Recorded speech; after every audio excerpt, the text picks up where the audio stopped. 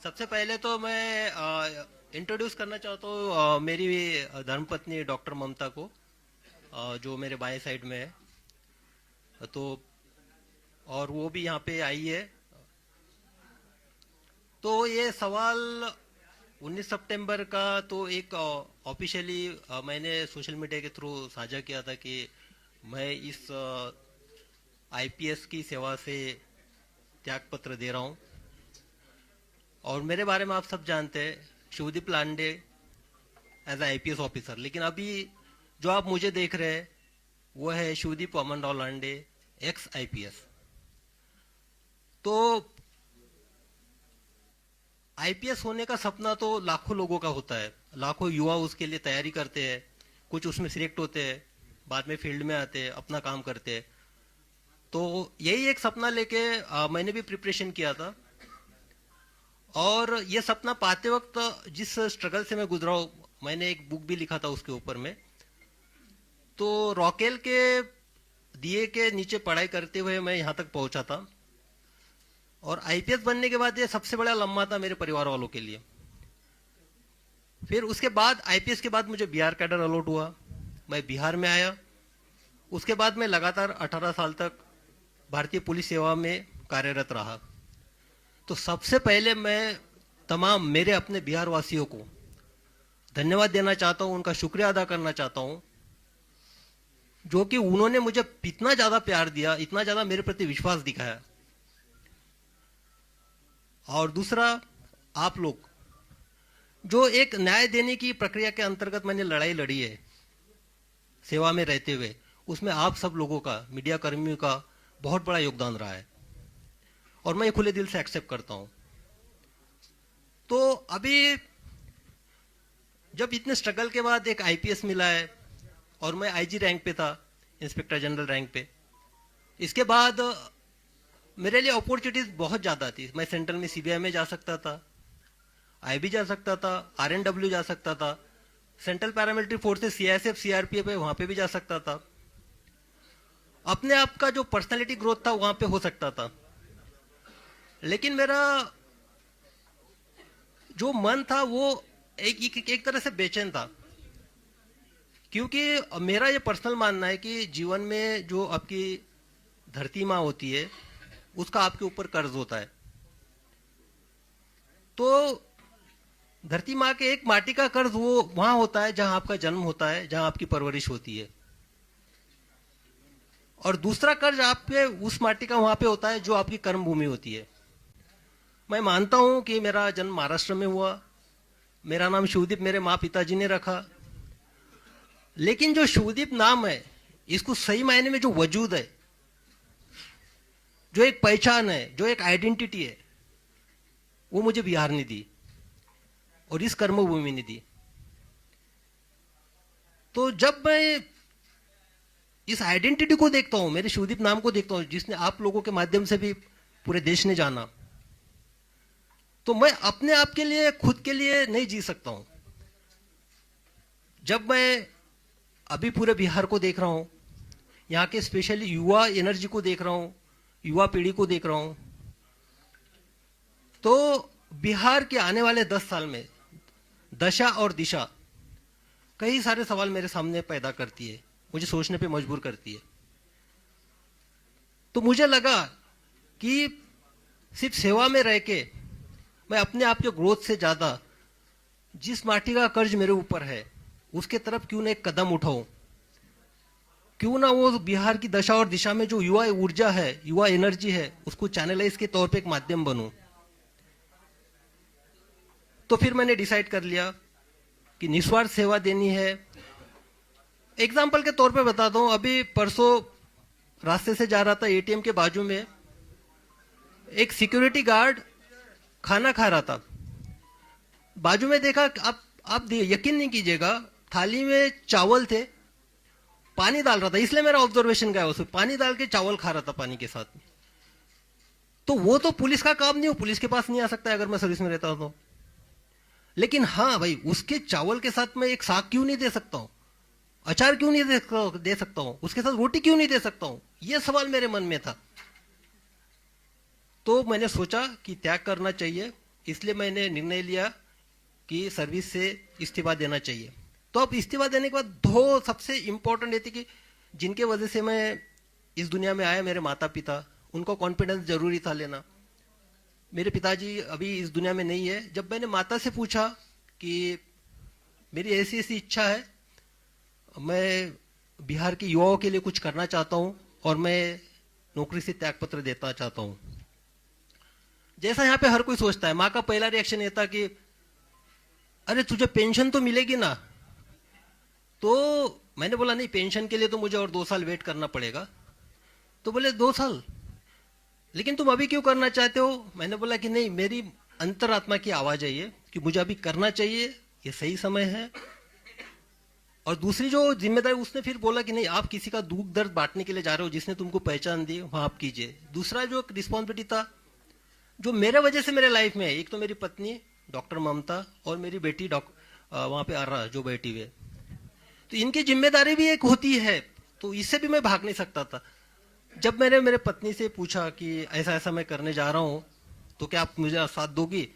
तो उसने हमेशा से मेरा साथ दिया है। उसने बेहिचक बोला कि आपको जो करना है कीजिए, बेटी की रिस्पॉन्सिबिलिटी मैं संभाल लूंगी, मैं सब कुछ देखूंगी। तो जब मुझे दोनों साइड से क्लियरेंस मिल गया, मैंने रिजाइन कर दिया और यहाँ पे मैं आपके सामने आज एक आईपीएस के तौर पे बैठा हूं, आपसे बात कर रहा हूं। अब मैं करने क्या जा रहा हूं, ये सबका सवाल है। सब पूछ रहे थे क्या करने वाले हो। तो मैंने पहले बताया था कि बिहार की जो दशा और दिशा 10 साल के बाद मुझे दिखाई दे रही है, वो मुझे बेचैन करती है, डिस्टर्ब करती है। लेकिन आप देखिएगा कि युवा एनर्जी, बिहार की युवा एनर्जी, आप ब्यूरोक्रेसी से लीजिएगा, देश के ब्यूरोक्रेट्स देखिएगा, आप आईएएस आईपीएस से लेके देखिएगा, डॉक्टर इंजीनियर्स देखिएगा, army, navy, air force, specialised scientist, सब तरह देखिएगा आप, सबको सब तरफ आपको बिहार की युवा दिखेगा, बिहार का टैलेंट दिखेगा।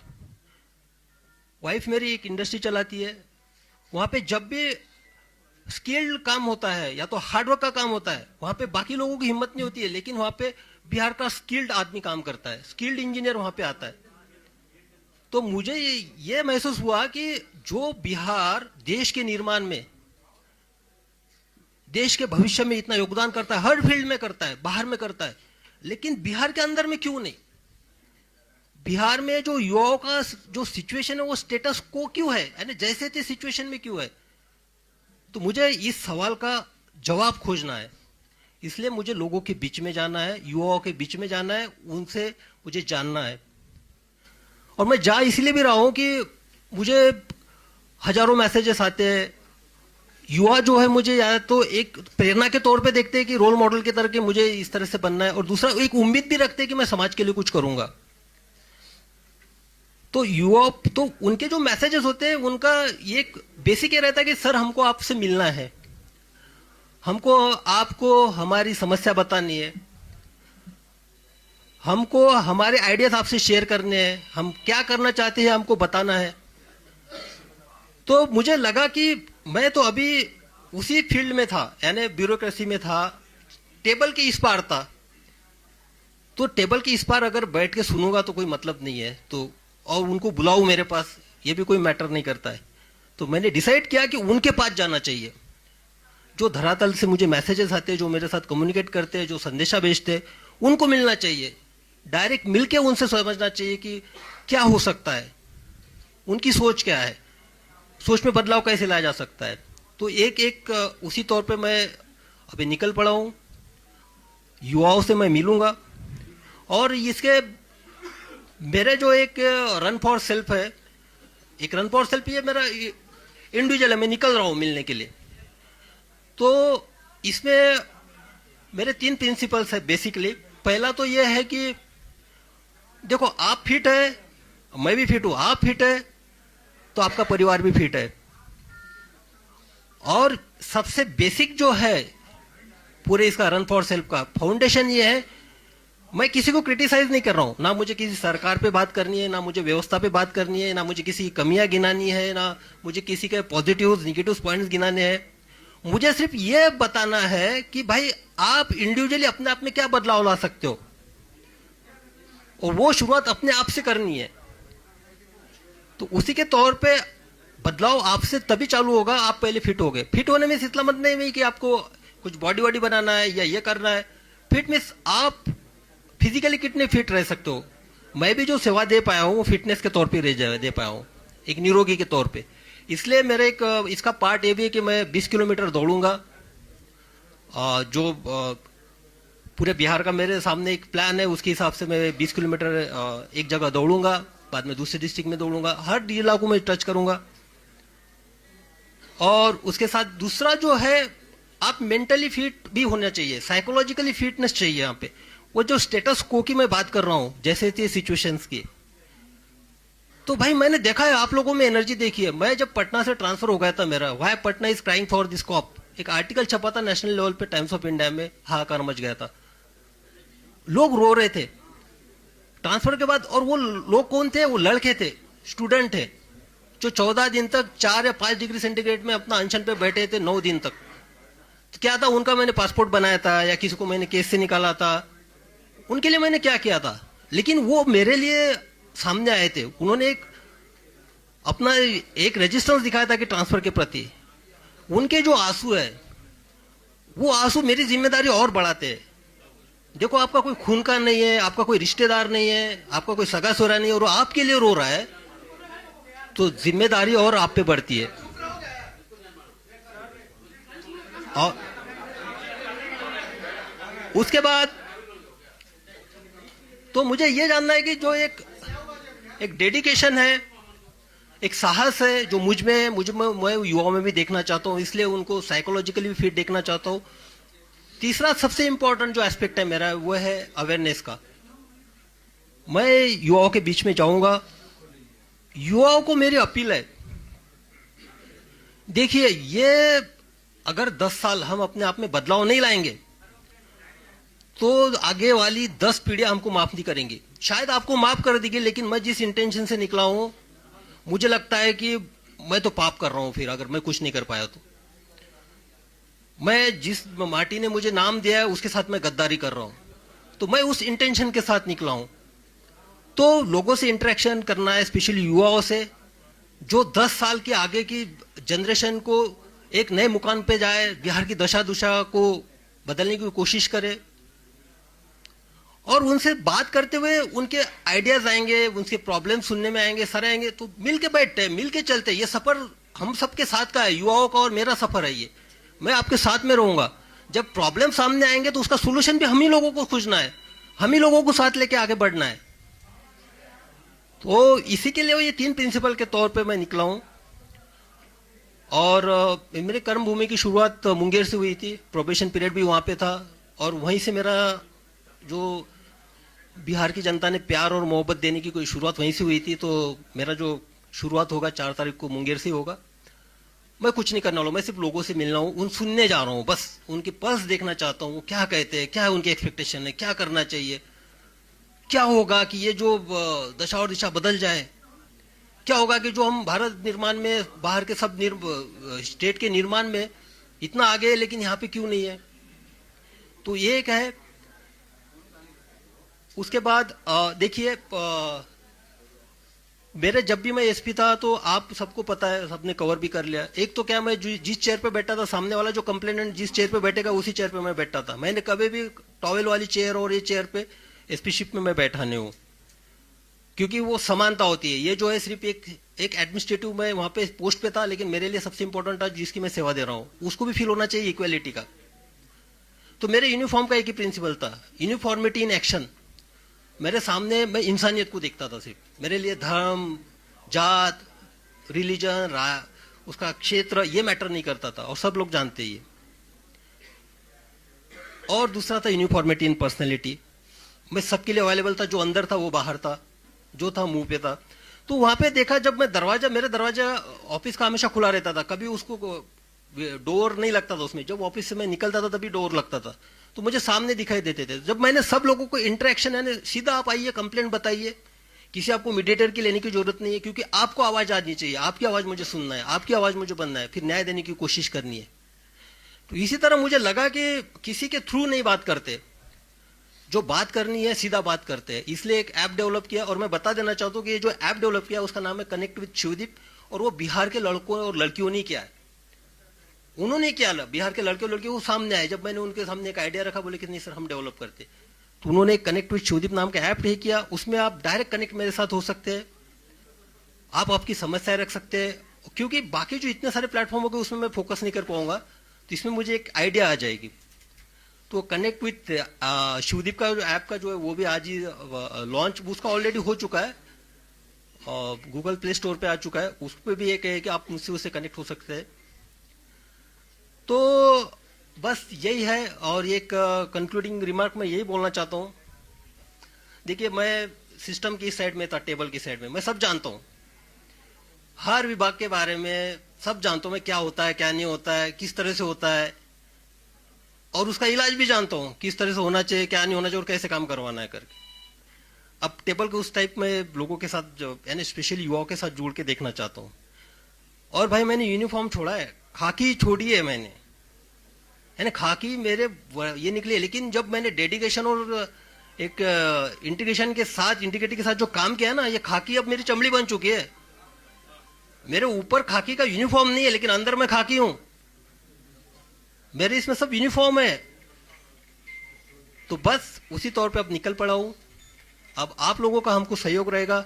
मैं आपके माध्यम से अपील भी करना चाहूंगा, जो बिहार की दशा और दिशा 10 साल में बड़ा बदलना देखना चाहते, अपने आप में बदलाव लाना चाहते, कृपया वो हमसे जुड़े, हमारे साथ सहकार्य करें। हमको बिहार बदलना है, क्योंकि ताकि अगर ये 10 साल हम कर पाएंगे तो आने वाले 10 नस्लें याद रखेंगे कि नहीं उस जनरेशन ने किया था। और आप सबको जानते हैं कि मेरा निस्वार्थ रहता है, स्वार्थ इसके पीछे कुछ है नहीं। तो बस सर आपने कहा कि मैंने खांसी छोड़ी है, तो क्या खांसी पहनेंगे क्या निकट भविष्य में? भाई सबसे पहली बात है कि मुझे पहले लोगों से मिलने तो दो, पर्स तो जानने दो लोगों का, क्या उनका क्या कहना है ये तो सुनने दो। मैं तो टेबल की इस पार था, अभी जाने दो, अभी तो निकला हूं मैं। मोटिव ये नहीं होता है, मोटिव होता है निस्वार्थ सेवा, निस्वार्थ सेवा। सेवा का स्कोप उसमें और ज्यादा है खादी पहनने में। खादी के बाद सर आपकी और जिम्मेदारी जो है पूरा कर सके, ऐसा भी तो। देखिए ये जो है ना, ये इस पे नहीं, मुझे पहले पल्स देखने दीजिए यंगस्टर्स की क्या है। यंग जनरेशन यही है, पता है यही है कि पहले से अभी जैसा कि आप ब्रेकफास्ट आप कर रहे हो, ब्रेकफास्ट के बाद भी अभी लंच की भी खाना चाहते हो, डिनर भी खाना चाहते हो, तो बदहजमी हो जाएगी। पहले भाई देख तो लीजिए आपके पेट का साइज क्या है, आप पचन कर सकते हो कि नहीं कर सकते हो, उसको पहले देखने तो जी युवाओं में क्या एनर्जी है। युवाओं का वो स्टेटस को में है ना फिलहाल में, जैसे थे में बाहर जाने के बाद एकदम ब्रॉड हो जाता है, और यहाँ आने के बाद एक उनकी मानसिकता के साथ ये हो जाता है, तो उसको एक एक करके वन बाय आपको पता है कि बिहार में बेरोजगारी है, पलायन करते हैं लोग, बाढ़ का इलाका है, सारी समस्याएं आपको पता है। तो फिर ये जा करके लोगों से बात करने, रिपोर्ट आपके सामने होगी, चीजों को देख सकते हैं, पढ़ सकते हैं, किसी पार्टी की विचारधारा होगी जिससे आप प्रभावित होंगे। घूमने का मकसद क्या है कि आप नेता बनने जा रहे हैं? चाहता हूँ आपका समस्या सुनाए, फिर आप चुनाव लड़ेंगे, एक टारगेट होगा आपका। नहीं, ये आप गलत बोल रहे हैं कि किसी विचारधारा से आप प्रभावित होंगे उसी किसी पार्टी का, ये तो आपका भ्रम है भाई। हम किसी पार्टी की विचारधारा से प्रभावित नहीं है, हमारी अपनी विचारधारा है इंडिविजुअल, तो जो होगा हम अपनी विचारधारा के साथ जाएंगे।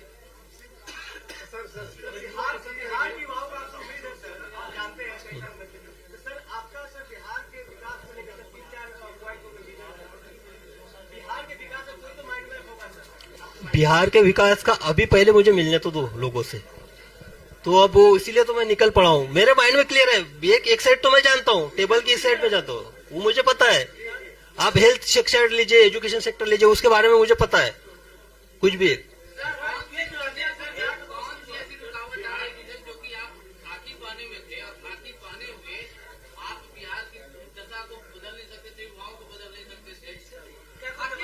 अब दिक्कत तो स्पेशली अभी मैंने एक एग्जांपल बताया था सिंपल सा, वो जो है जिसके थाली में है सिर्फ चावल और पानी से के साथ चावल खा रहा था, वो उसका पुलिस से क्या रिलेशन है? वो पुलिस के पास आएगा, उसका पेट भरना है ना मुझे सबसे पहले। हाँ, लिमिटेशंस तो नहीं बोल सकते हैं। हाँ, आपने नौकरी छोड़ा, क्या लगता है कि नौकरी में रह करके आपको स्वतंत्र रूप से काम नहीं करने दिया गया और इस वजह से आपने छोड़ा, वजह क्या रही? और भविष्य में खादी या खाकी में, खादी तो आपने छोड़ दिया, क्या खादी की तरफ रुख करेंगे? मैं पहले क्लियर चुका हूं, एक माटी का कर्ज उतारने के इसमें एक मेरा पहला कदम है। और मैंने खाकी छोड़ी है, मेरी चमड़ी खाकी की है, मैं खाकी रहूंगा, मेरा जो फंक्शनिंग होगा वो खाकी का ही होगा, एक्शन भी मेरा खाकी का ही होगा। ये जरूरी नहीं, मेरे कर्तव्य जो है खाकी में जो मुझे कर्तव्य सिखाए वही मेरे कर्तव्य होंगे। लेकिन आपकी बातों से बहुत ज्यादा क्लियर नहीं हुआ कि आप बदलने क्या वाले हैं। नौकरी क्यों छोड़नी पड़ी, ये सवाल तो है। नो, माहौल सही नहीं था आपके जैसे लोगों के लिए काम करने के लिए? नहीं, मैंने तो बताया ये मेरा सेल्फ डिसीजन था, व्यक्तिगत निर्णय था।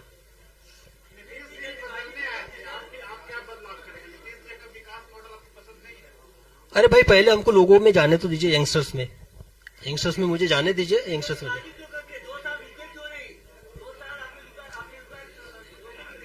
हाँ, जल्दबाजी ये आपको लगता है, आपकी अपनी सोच है, मुझे नहीं लगता कोई जल्दबाजी हुई है। चलो, थैंक यू। और सबसे ये मैं कहना चाहता हूं कि हर चीज को एक पॉलिटिकल एंगल से मत देखा कीजिए। और ये तो मैं क्लियर कट अभी बता देना चाहता हूं कि जो भी बाहर रूमर्स चल रहे हैं, मैं किसी के साथ जुड़ने वाला नहीं हूं। ठीक है, थैंक यू।